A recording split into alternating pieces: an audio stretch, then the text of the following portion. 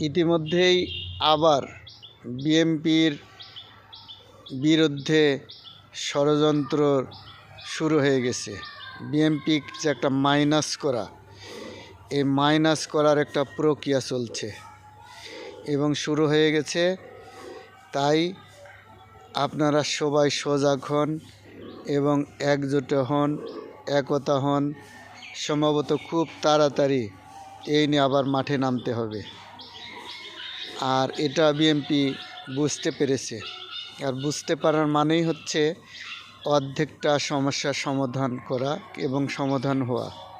তাই সবাই সজাগ থাকুন এবং প্রস্তুত থাকুন। খুব তাড়াতাড়ি আবার মাঠে নামতে হবে আন্দোলনের জন্য, বিএনপির প্রতিষ্ঠিত করার জন্য এবং বিএনপির ষড়যন্ত্র মোকাবিলা করার জন্য।